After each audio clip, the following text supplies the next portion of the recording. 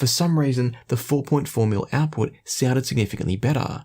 Now this makes no sense, they're both balanced connections, it should be an identical signal going through both, but to me there was no contest.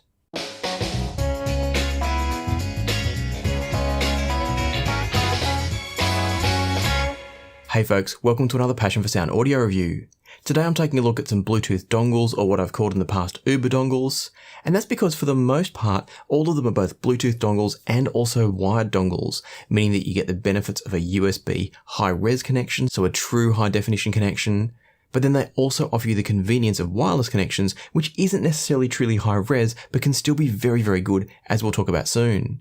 Now I was ready to move on to the Dethonray SG1, and so now with all that covered, let's talk about the final and most different one here, and that's the Dethonray SG1.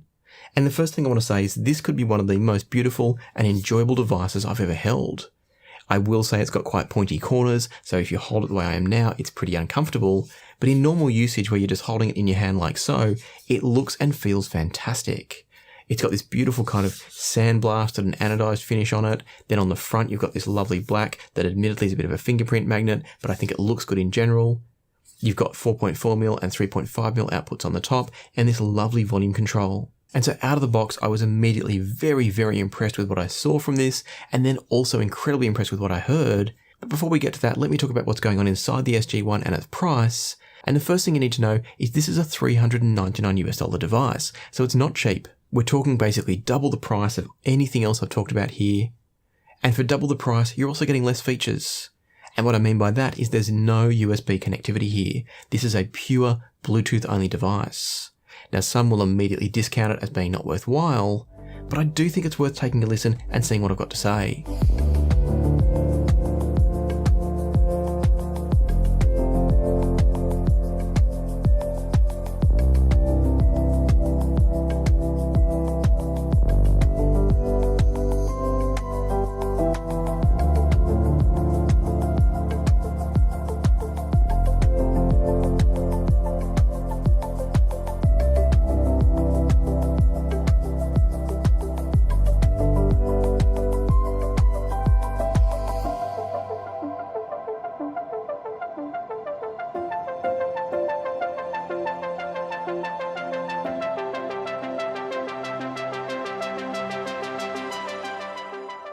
Inside the SG1, we've got the ES9038Q2M chip, and that's essentially kind of a desktop level chip. It's a very high quality chip according to the specs. And then you've also got quite a powerful unit here, which will output about 2.8 or 2.9 volts, depending on the connection.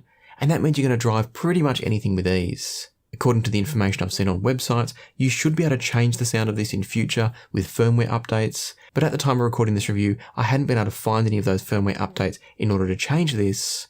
And so I'll be keen to see in the future if those do come out. It would be very interesting to see what it does.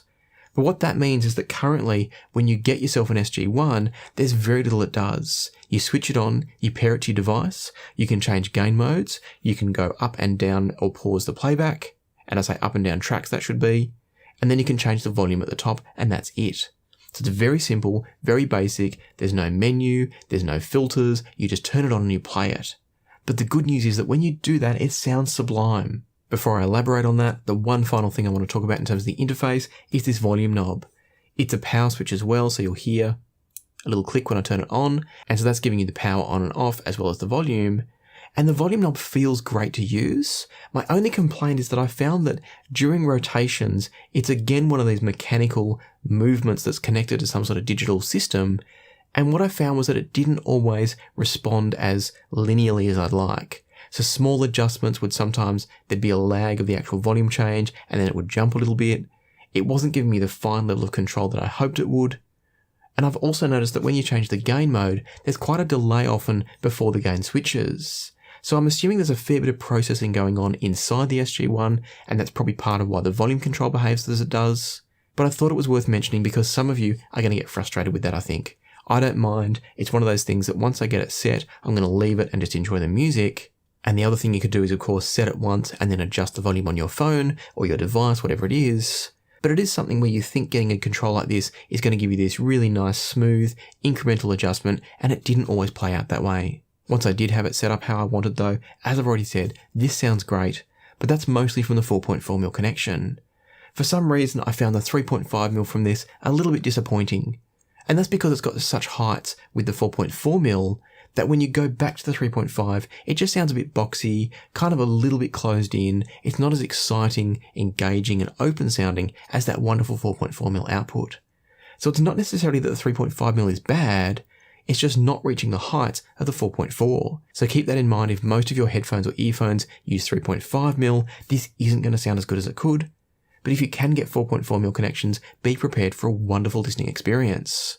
And to explain exactly what it is that you should expect, the most obvious thing when I first connected up the SG1 was it's got this lovely sense of space and realism to the sound. There's beautiful separation of instruments, everything's beautifully placed in a very natural sounding soundstage. The tonality and definition and clarity in the sound is also very natural. There's a great sense of articulation, but it's not kind of that overdone sense of articulation that I feel like the Shanlings just ever so slightly edge towards. The SG1 has a rich and full sound, but it's not what I'd describe as warm. Warm for me means thick bass, kind of that slightly thick sound overall, I guess, and that's not what I'm hearing from the SG1. It's got presence and smoothness, but still articulation, treble extension, and lots of detail. And so that's where I would call it full. It's got body, it's got presence, not necessarily warm or thick. Because the SG1 to me was clearly a step above any of the others I've talked about so far, I think the SG1 is absolutely phenomenal.